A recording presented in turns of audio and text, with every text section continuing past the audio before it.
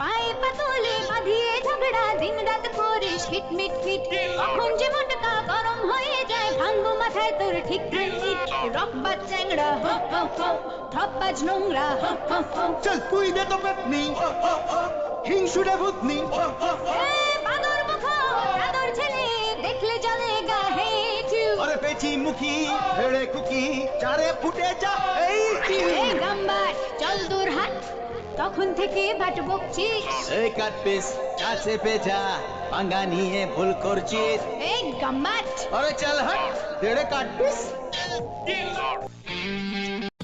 তো পাখিরা, আমার প্রথম চ্যানেল গল্প প্রেমী ওটি 7 এ প্রবলেম হয়েছে। প্রবলেম বলতে ওই চ্যানেলটা ঠিক থাকবে কি থাকবে না আমি জানি না। 14 দিন সময় হাতে আছে, দোয়া করো ইনশাআল্লাহ থেকে যাবে। আর যদি না হয়তো না, আমি শিওর বলতে পারছি না। তো যাই হোক, ওইটার পিছনে মানে ওই সমস্যা সলভ করতে গিয়ে আমার এই চ্যানেলে ভিডিও আপলোড করতে পারছিলাম না। তো আজ থেকে আবার রেগুলার দেওয়ার চেষ্টা করব। সকালের নাস্তার টেবিলে আশমিনকে সবার আগে উপস্থিত হতে দেখা গেল। নিজের মতো করে গুনগুন করছে সে। নূর রেডি হয়ে এসে বসলো তার চেয়ারে। আশমিনের দিকে তীক্ষ্ণ চোখে তাকিয়ে খাওয়ায় মনোযোগ দিল। আমজাদ চৌধুরী ছেলের মতিগতি ভালো ঠেকছে না। কামিনী চৌধুরী সেদিকে ধ্যান নেই, সে নিজের মতো খেয়ে যাচ্ছে। একজন গার্ড এসে একটা খাম কামিনী চৌধুরীর দিকে এগিয়ে দিল। রেজিস্টার করা এনভেলপ। কামিনী চৌধুরী ভ্রু কুঁচকে সেদিকে তাকায়। এখানে আপনার সাইন লাগবে ম্যাম। গার্ডের কথাই রেজিস্টার খাতায় সাইন করে খামটি হাতে নিল সে। ভেতর থেকে বের হলো ডকুমেন্ট। পড়তেই মাথা ঘুরে গেল তার, হাত পা কাঁপতে লাগলো। নূর বাঁকা হেসে নিজের মতো খেয়ে যাচ্ছে। আমজাদ চৌধুরী সন্দিহান গলায় বলে, এটা কিসের কাগজ কামিনী? কামিনী চৌধুরী কিছু বলতে পারলো না। অতিরিক্ত শোকে কথা বের হচ্ছে না মুখ থেকে। নূর সেদিকে তাকিয়ে বাঁকা হেসে বলে, কোর্ট থেকে নোটিশ এসেছে। কোম্পানি থেকে 350 কোটি টাকার হেরফের করার জন্য তাকে কোম্পানিকে 400 কোটি টাকা ফেরত দিতে হবে, তাও আগামী 2 মাসের মধ্যে। আমজাদ চৌধুরী হতভম্ব হয়ে নিজের স্ত্রীর দিকে তাকালো। আশমিন একটা পেপার আমজাদ চৌধুরীর দিকে এগিয়ে দিয়ে বলে, এসব বাদ দাও আব্বু, এখানে একটা সাইন লাগবে, তাড়াতাড়ি করে দাও তো। আমজাদ চৌধুরী হতভম্ব চোখে পেপারের দিকে এক পলক তাকালো। কয়েক পলক সেদিকে তাকিয়ে থেকে নির্লিপ্ত ভাবে সাইন করে দিল পেপারে। ধন্যবাদ আব্বু। ও আরেকটা কথা, আমি ভেবেছি তোমাকে আবার বিয়ে করাবো। মিসেস চৌধুরীও থাকবে, তবে নূরের নাকি একটা ননদ লাগবে, তাই তোমার একটা বিয়ের দরকার। সানভি কিছু ছবি দিবে, দেখে পছন্দ করে রেখো।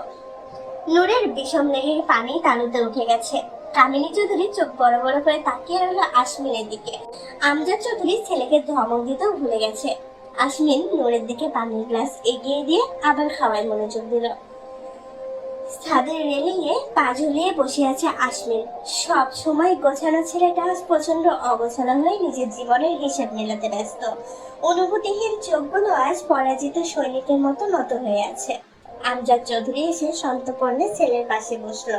আশমিন বাবার দিকে একবার তাকিয়ে আবার নিচের দিকে তাকিয়ে রইল। আমজাদ চৌধুরী তপ্ত শ্বাস ছেড়ে আশমিনের কাঁধে হাত রাখলো। দুজনের সম্পর্ক সাপে নেউলে হলেও একজন আরেকজনের জন্য জান দিতে প্রস্তুত। দুজনের সম্পর্ক অনেকটা বাচ্চাকালের বন্ধুদের মতো। সারাক্ষণ একজন আরেকজনের পিছনে লেগে থাকতে মজা পায় তারা, কিন্তু একজনের মনে আকাশে মেঘ করলে আরেকজন অস্থির হয়ে ওঠে। কিছু বলবে আব্বু? কি হয়েছে বাবা? সকাল থেকে লক্ষ্য করছি এমন উদ্ভট বিহেভিয়ার কেন করছিস? আশমিন শান্ত চোখে তাকালো তার বাবার দিকে। বাবার সহজ সরল মুখের দিকে তাকিয়ে বুকটা হু হু করে উঠল। এমন একজন মানুষকে কেউ কিভাবে ঠকাতে পারে? সেই মানুষটা যদি হয় নিজের গর্ভধারিণী মা। এটা জানার পর এই মানুষটা পারবে তো নিজেকে সামলাতে? আমাকে খুলে বল বাবা। আমজাদ চৌধুরী থেকে চোখ সরিয়ে নিল আশমিন। বাবার চোখের দিকে তাকালে কষ্ট হয় খুব। বাবাকে খুব ভালোবাসে সে, প্রচন্ড ভালোবাসে। সেই বাবাকে এভাবে কেন ঠকালো কামিনী চৌধুরী? চোখ বন্ধ করে ফেললো আশমিন। রাগ হচ্ছে তার, সবকিছু ধ্বংস করে দেওয়ার মতো রাগ। ছবিগুলো দেখেছো আব্বু? আমজাদ চৌধুরী হতাশ হলেন। ছেলের মুখ দেখে কখনোই তার মনের খবর বোঝা যায় না, তাই সে সরাসরি জানতে চেয়েছিল, কিন্তু ছেলে তার মুখই খুলছে না। এসব কি ধরনের কথা আশমিন? আমি কেন আবার বিয়ে করতে যাব? তুমি জানো তোমার এই আচরণের জন্য তোমার আম্মু কতটা কষ্ট পেয়েছে? তোমার কাছে এমন কথা আশা করিনি আমি। আমজাদ চৌধুরীর গলায় তীব্র হতাশা আর ক্ষোভ। আসমিন ঘাড় ঘুরিয়ে তাকালো আমজাদ চৌধুরীর দিকে। ছেলের দৃষ্টি দেখে থমকে গেল আমজাদ চৌধুরী। দুই হাতে জাপটে ধরে কেঁদে উঠলেন। কি হয়েছে বাবা, আমাকে বলো। তুমি এখনো আমার কাছে সেই ছোট্ট আশু, যাকে আমি কাঁধে নিয়ে ঘুরে বেরিয়েছি, দুই হাতে যাকে আমি প্রথম কোলে তুলে নিয়েছিলাম, হাঁটা শিখিয়েছি, কথা বলা শিখিয়েছি। তুমি আমার কাছে এখনো সেই আধো আধো বলিতে আব্বু ডাকা আসমিনে থেকে গেছো। আগে যেভাবে আব্বুর কাছে নিজের সমস্ত অভিযোগ অভিমান খুলে বলতে, এখন বলো না বাবা। আসমিন তার বাবাকে শক্ত করে জড়িয়ে ধরলো। ছেলের চোখের পানি দেখে দিশেহারা হয়ে গেল আমজাদ চৌধুরী। আজ পর্যন্ত ছেলেকে সে কাঁদতে দেখেনি। এমনকি নূর চলে যাওয়ার পরে যখন মাইনর অ্যাটাকের জন্য হসপিটালাইজ হলো, তখনও আসমিন কাঁদেনি, রক্তিম চোখে শুধু তাকিয়েই ছিল। আজ কি এমন হয়েছে যার জন্য তার ছেলের চোখের পানি কোটর ছেড়ে বেরিয়ে এসেছে? কয়েক মুহূর্তে নিজেকে সামলে নিল আসমিন। চোখের পানি মুছে আমজাদ চৌধুরীর ভয়ে শুকিয়ে যাওয়া মুখের দিকে তাকালো। তার কান্না ভেজা চোখ দেখে সেও কেঁদে দিয়েছে। ভেতর থেকে কান্নাগুলো আবার তলা পাকিয়ে এলো। আসমিন আমজাদ চৌধুরীর দিকে তাকিয়ে শক্ত গলায় বলল, আমার কথা মেনে নাও বাবা। পাগল হয়ে গেছো? নিজের মায়ের সংসার ভাঙতে চাইছো? আমি অবাক হয়ে যাচ্ছি তোমার কথা শুনে। আমি চাই সে কষ্ট পাক আব্বু। আপনজন হারালে কেমন লাগে তার বোঝা উচিত। কাছের মানুষ বিশ্বাসঘাতকতা করলে কতটা কষ্ট হয় হাড়ে হাড়ে বুঝবে এবার। তার লোভ তাকে কোথায় নামিয়ে নিয়ে যাচ্ছে, তাকে আমি তার চোখে আঙুল দিয়ে দেখিয়ে দিতে চাই আব্বু। আর তাকে তার সাম্রাজ্য থেকে টেনে নামাবো আমি। আমজাদ চৌধুরী এবার ঘামতে লাগলো। কি করেছে কামিনী? এই প্রশ্নটা করতে তার গলা শুকিয়ে যাচ্ছে। সে এমন কিছু শুনতে চায় না যা শুনলে সে ভেঙে গুড়িয়ে যাবে। তুমি সত্যি সহ্য করতে পারবে না আব্বু। তার মৃত্যু অবধারিত। তার লোভ তাকে খুন করবে। আগামী সপ্তাহে তোমার বিয়ে। এখন গিয়ে ঘুমাও। মেয়ে আমি নিজে পছন্দ করে নিব। আমি ওকে ভালোবাসি আসমিন। আমজাদ চৌধুরীর গলাটা হালকা কেঁপে উঠল। সে তোমার ভালোবাসা পাওয়ার যোগ্য নয় আব্বু। আসমিনের গলা নির্লিপ্ত। আমজাদ চৌধুরী টলমল পায়ে চলে গেল ছাদ থেকে। নূর তীক্ষ্ণ চোখে সবকিছু দেখলো। এতক্ষণ সে ছাদের দরজার আড়ালে দাঁড়িয়েছিল। পরিষ্কারভাবে কিছু না বুঝলেও ও এটা ঠিক বুঝলো আসমিনের মাথা খারাপ হয়ে গেছে। সকালে সবকিছু মজা ভেবে উড়িয়ে দিলেও এখন বিষয়টা খুব ভাবাচ্ছে তাকে। হঠাৎ হেসকা টানে তাল সামলাতে না পেরে কারোর শক্ত বুকের সাথে সংঘর্ষ হলো নূরের মাথায়। ব্যথা পেলেও কিছু বলল না। এটা আসমিন ছাড়া কেউ না, সে জানে। প্রেম প্রেম পাচ্ছে। বিরক্ত চোখে তাকালো নূর। প্রেম কেন পাবে? আজব, এখানে প্রেম পাওয়ার মতো কি হয়েছে? একদিন নিজের মন মির্জাফরি করেছে বলে কি প্রতিদিনই সে পিছলে যাবে নাকি? ছাড়ুন, সবসময় এভাবে গা ঘেঁষাঘেঁষি করেন কেন? আসমিন অবাক হওয়ার ভাব করে আর্তনাদ করে ওঠে। মিথ্যা কথা, আমি সারাক্ষণ তোমার গা ঘেঁষাঘেঁষি করি না নূর। আমার কত কাজ জানো? আমি শুধু মাঝে মাঝে হালকা ঘেঁষাঘেঁষি করি, তাতেই তুমি 2 দিন রুম থেকে বের হতে পারো না। নূর হা করে তাকিয়ে রইল। মনে মনে চিৎকার করে বলল, চুপ করুন, আপনি একটা অশ্লীল গিরগিটি। আসমিন নূরের মুখভঙ্গিকে পাত্তা না দিয়ে সিরিয়াস ভঙ্গিতে বলে, আমার কি মনে হয় জানো, আমরা যখন জেনারেশন বাড়ানোর মতো গুরুত্বপূর্ণ কাজটা করতে ট্রাই করব, তখন আর তোমাকে খুঁজেই পাওয়া যাবে না। দেখা গেল তুমি কোনো সায়েন্স ল্যাবে অসহায় হয়ে ঝুলছো। তাই তোমার এত বড় একটা টাস্কে ইনভলভ হওয়ার আগে উচিত নিয়মিত একটু একটু করে প্র্যাকটিস করা। আসো, আমরা বরং সময়টাকে কাজে লাগাই। আমি থাকতে তোমার কোনো চিন্তা নেই। মিনিস্টার আসমিন জাইনের বউ হয়ে তুমি কোনো ল্যাবে কঙ্কাল হয়ে ঝুলে থাকবে, এটা মেনে নেওয়া যায় না। ব্যাপারটা আমার জন্য লজ্জাজনক। নূর হতভম্ব হতেও ভুলে গেছে। আসমিনের কথাগুলো মাথায় তালগোল পাকিয়ে খিচুড়ি হয়ে গেছে। সে শুধু চোখ বড় বড় করে তাকিয়ে আছে আসমিনের দিকে। এদিকে আসমিন কয়েক দফায় চুমুক শেষ করে ফেলেছে। নূর সম্মতি ফিরে পেতে চিৎকার দিয়ে আসমিনের থেকে নিজেকে ছাড়িয়ে দৌড়ে নিচে নেমে চলে গেল। মনে মনে কয়েকবার আওড়ালো, নির্লজ্জ পুরুষ, নির্লজ্জ। নূর যেতে আসমিন আবার নিজের জায়গায় গিয়ে বসে পড়ল। আপাতত তার কাজ শেষ। এখন নূর যা শুনেছে তা নিয়ে না ভেবে আসমিনকে গালি দিতে ব্যস্ত থাকবে। সবকিছু তাড়াতাড়ি করতে হবে। না, আর কয়েকটা চুমু খেতে পারলে ভালো হতো। মেয়ে বিয়ে করেছে না চিংড়ি মাছ, দ্বিধায় আছে আশ্বিন। সারাক্ষণ তিরিং বিরিং করতে থাকে। কালকে বাজার থেকে ভালো দেখে একটা দড়ি কিনে আনবে সে। আদরের সময় নো তিরিং বিরিং, ভোতা মুখ নিয়ে ছাদ থেকে নেমে গেল সে। এখন একটা ঘুম দরকার। কামিনী চৌধুরী ফ্যাস ফ্যাস করে কেঁদেই যাচ্ছে। আমজাদ চৌধুরী সেদিকে হুঁশ নেই। ছাদ থেকে নেমে অস্থির ভাবে পায়চারি করে যাচ্ছে সে। কামিনী কি এমন করেছে ভাবতে ভাবতে চুল ছেঁড়ার জোগাড়। কামিনী চৌধুরীর নাক টানার শব্দে বিরক্তিতে মুখ কুঁচকে ফেললো আমজাদ চৌধুরী। রুক্ষ গলায় বলে, কি সমস্যা তোমার কামিনী? এভাবে ফ্যাস ফ্যাস করে কেঁদে আমার মাথা ব্যথা আর বাড়িয়ে দিও না, বিরক্ত লাগছে। দয়া করে কান্না বন্ধ করে বলো, কি এমন করেছো যার জন্য ছেলে এমন ধ্বংসের খেলায় নেমেছে? নিজের পেটের ছেলেকে তোমার চেয়ে ভালো আর কেউ চেনে না কামিনী। সে যাই বলে তাই করে। বুড়ো বয়সে সতীনের সংসার করতে না চাইলে সত্যিটা আমাকে বলো। কান্না বন্ধ করে ভয়ার্ত চোখে তাকালো কামিনী চৌধুরী। এত বছরের পাপ কি তবে ছেলের সামনে চলে এসেছে? কাপা কাপা গলায় বলল, আমি কিছু করিনি আমজাদ। আমার ছেলের মাথা খারাপ হয়ে গেছে। চলো আমরা কানাডা ফিরে যাই, ওখানে আমাদের যা আছে তা নিয়েই আমাদের চলে যাবে। আমজাদ চৌধুরী শান্ত চোখে তাকালো কামিনী চৌধুরীর দিকে। হিম গলায় বলল, আমাদের কিচ্ছু নেই কামিনী। আমি আজ সকালে সবকিছু আশ্বিনের নামে করে দিয়েছি। কালকে ঢাকা বিশ্ববিদ্যালয়ের একটা লাইভ কনসার্ট আছে নূরের। সারাদিন অফিস সামলে গান নিয়ে মাথা ঘামানোর সময় পায় না নূর। তবে যতই বিজি থাক না কেন, গান সে ছাড়বে না। মন খারাপের সময়গুলোতে এই গানই ছিল একাকিত্ব ঘোচানোর একমাত্র সঙ্গী। তাই বাবার দেয়া দায়িত্ব সামলে ও নিজের ক্যারিয়ারে মন দিবে। অফিসের সমস্ত কিছু অনেকটা গুছিয়ে এনেছে নূর। আশ্বিন এখন পুরোপুরি রাজনীতি নিয়ে ব্যস্ত। দায়িত্ব থেকে রেহাই পাওয়ার পর থেকে সে আর এদিকে মানায়নি। নূর ইদানিং চোখে চোখে রাখছে আশ্বিনকে। অফিসের রেসপন্সিবিলিটি থেকে মুক্ত হওয়ার পর সে যেন একটু বেশি বেয়ারা হয়ে উঠেছে। সকাল থেকে অমির কোনো বার্তা নেই। ছেলেটা হুট করেই নিখোঁজ হয়ে গেল। মোবাইলও বন্ধ। এক আঙ্গুলের সাহায্যে কপালের মাঝখান হালকা মেসেজ করে দেয়ালে ঝোলানো ঘড়ির দিকে তাকালো নূর।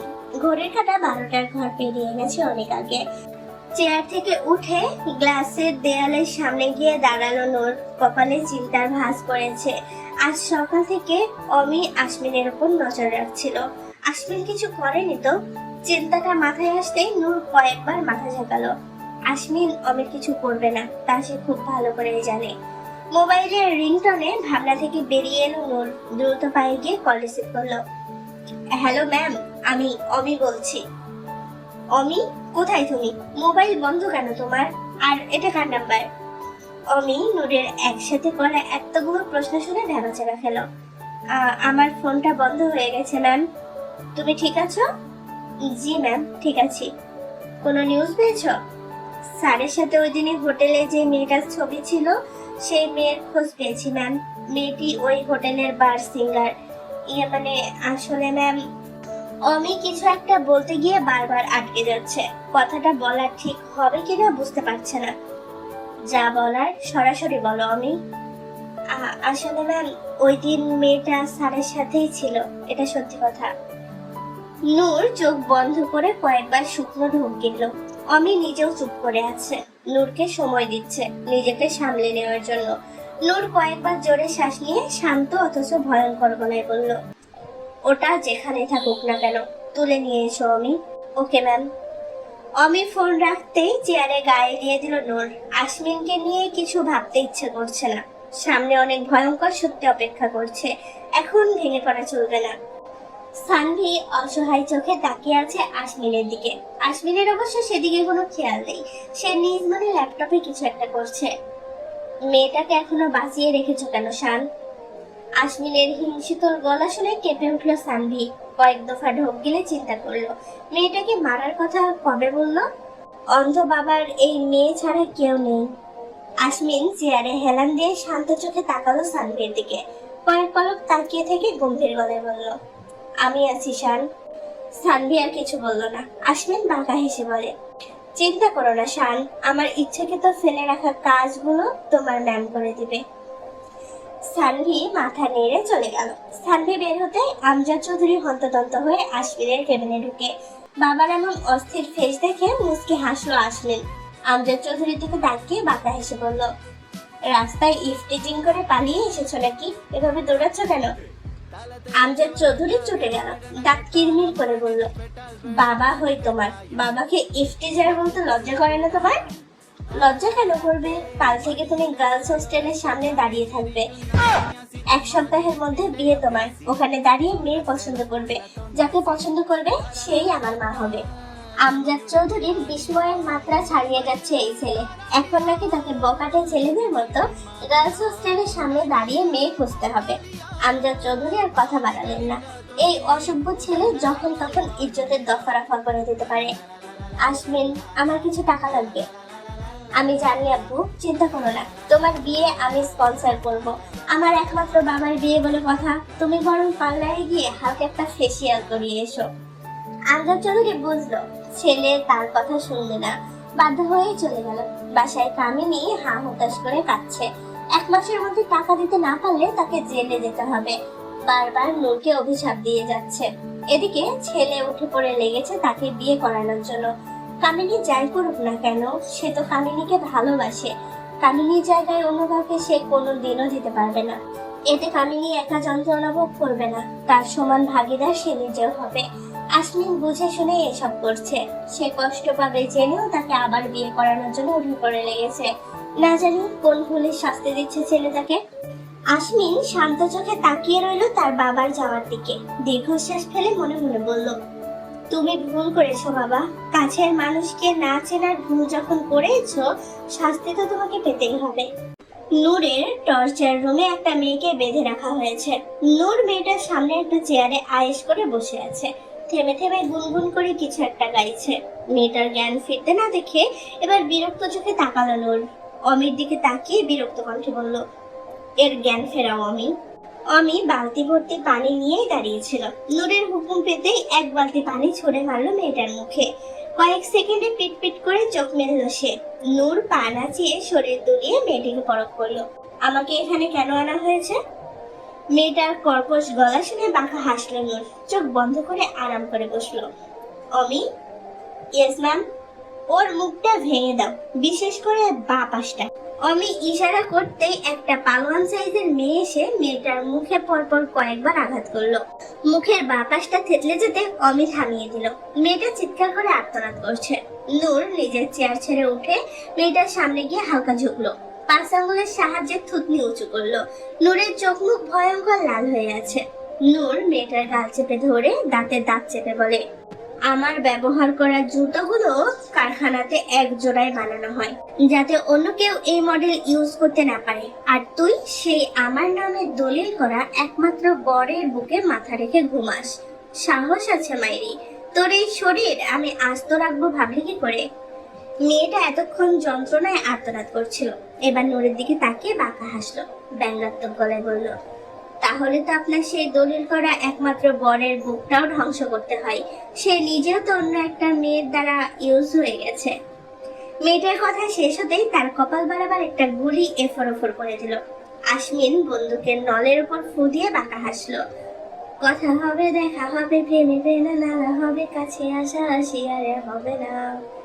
চোখে চোখে কথা হবে, ঠোঁটে ঠোঁটে নাড়া দেবে, ভালোবাসা বাসি আর হবে না।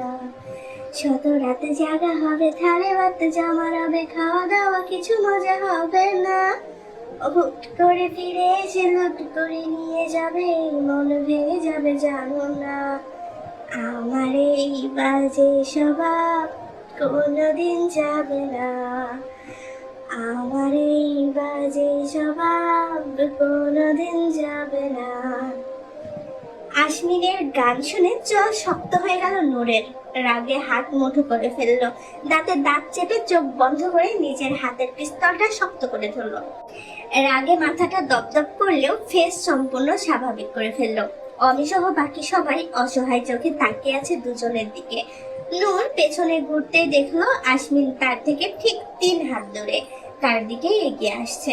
একটা গুলি আসমিনের বুকের বাঁ পাশ ভেদ করতেই থেমে গেল আসমিন। অবাক চোখে তাকালো নূরের দিকে। সবাই স্তব্ধ হয়ে নূরের দিকে তাকিয়ে আছে, অথচ নূর সম্পূর্ণ শান্ত। এখনো হাতের পিস্তল আসমিনের দিকে তাক করা। আসমিনের সাদা শুভ্র পাঞ্জাবি মুহূর্তে রক্তিম বর্ণ ধারণ করেছে। বুকের দিকে একবার তাকিয়ে আবার নূরের দিকে তাকালো আশমিন। রক্তিম চোখ দুটো ছলছল করলেও মুখে তার মুচকি হাসি। নূর এগিয়ে গেল আশমিনের দিকে। আশমিন হাঁটু মুড়ে বসে পড়েছে ততক্ষণে। সবাই যেন একটা ঘোরের মধ্যে আছে। নূর আশমিনের সামনে বসে তার কালে হাত রাখলো, কপালে চুমু খেয়ে কানের কাছে ফিসফিস করে গাইল, ভালোবাসা ভালোবাসা থাকো তুমি দূরে, কাছে এলেই মন না পাওয়ার আগুনে ধুকে ধুকে পড়ে থাকো তুমি দূরে। নূর বেরিয়ে যেতে আশমিন ঢলে পড়লো। অমি স্যার বলে চিৎকার করে এসে আশমিনকে আগলে ধরলো, গাড়ি বের করো বাহাদুর। ততক্ষণে আশমিনের চোখ বন্ধ হয়ে গেছে। আশমিনকে হসপিটালে শিফট করা হয়েছে। খুব গোপনে ট্রিটমেন্ট করা হচ্ছে আশমিনের। অমি এখনো নিজের ঘর থেকে বেরিয়ে আসতে পারেনি। নূর এমন কিছু করবে তা স্বপ্নেও ভাবতে পারেনি সে। সানভি চুপচাপ দাঁড়িয়ে আছে বারান্দায়, শূন্য দৃষ্টিতে অপারেশন থিয়েটারের দিকে তাকিয়ে আছে। আমজাদ চৌধুরীকেও জানায়নি। বিষয়টা কোনোভাবে মিডিয়ায় ফাঁস হতে দেওয়া যাবে না। চারিদিকে শত্রুর অভাব নেই। আশমিনের অসুস্থতা তাদের একটা নতুন সুযোগ করে দেয়া হামলা করার জন্য। আমার বিশ্বাস হচ্ছে না ম্যাম এমন কিছু করতে পারে। সানভি চোখ ঘুরিয়ে অমির দিকে তাকালো। অমি অপরাধীদের মতো মাথা নিচু করে বারান্দার চেয়ারে বসে আছে। সানভি দীর্ঘশ্বাস ছাড়লো। সময় মানুষকে বদলে দেয় অমি। রাফসান শিকদারের মেয়ে সে। হিংস্রতা তার রক্তে মিশে আছে। সে যেমন মায়া দেখাতে জানে, তেমন হিংস্র বাঘের ন্যায় খুবলে খেতেও জানে। অবিশ্বাস করার কিছু নেই। পরিস্থিতি অনেকটা বিগড়ে যাচ্ছে সানভি। সবকিছু হাতের বাইরে চলে যাচ্ছে। তোমার মনে হয় স্যার ম্যামকে ছেড়ে দিবে? পাল্টা আঘাত সেও করবে। এরকম চলতে থাকলে তাদের একজনের হাতে আরেকজনের বিনাশ নিশ্চিত। সবকিছু সামনে আসলে ম্যাম নিজেকে সামলাতে পারবে না। আমি সত্যি মাঝে মাঝে খুব নিষ্ঠুর হয়। ম্যাম যে সত্যির তালাশ করছে তা জানলে সে নিজেই ভেঙে উড়িয়ে যাবে। কিছু কিছু সত্যি গোপন থাকাই সবার জন্য মঙ্গল। অমি নির্নিশেষ তাকিয়ে রইল সানভির দিকে। তার নিজের সত্যিটাই তো নূরকে ভেঙে গুড়িয়ে দেওয়ার জন্য যথেষ্ট। বয়সে সে নূরের থেকে 3 বছরের বড়। ছোটবেলা থেকে আমজাদ চৌধুরীর অনাথ আশ্রমে বড় হয়েছে। নূরকে প্রথম সে খুব একটা পছন্দ করতো না, কিন্তু ছোট্ট নূর যখন আশ্রমে আসতো তখন সে তার থেকে মুখ ফিরিয়ে রাখতে পারতো না। ধীরে ধীরে নূরের মায়ায় নিজেকে জড়িয়ে নিল। নূর যখন দেশ ছেড়ে চলে যাচ্ছিল তখন সেও নূরের সাথেই ছিল। একা ছাড়েনি নূরকে। চোখ বন্ধ করে চেয়ারে গা এগিয়ে দিল অমি। সত্যি যেন কখনোই নূরের সামনে না আসে, সেই দোয়াই করতে লাগলো। আগামী পর্বে অমির আসল সত্যটা বের হবে, সেটা দেখার জন্য তোমরা অপেক্ষা করে থাকো। নিশ্চয় এমন কোনো সত্যি যেটা নূরকে ভেঙে গুড়িয়ে দিতে সক্ষম।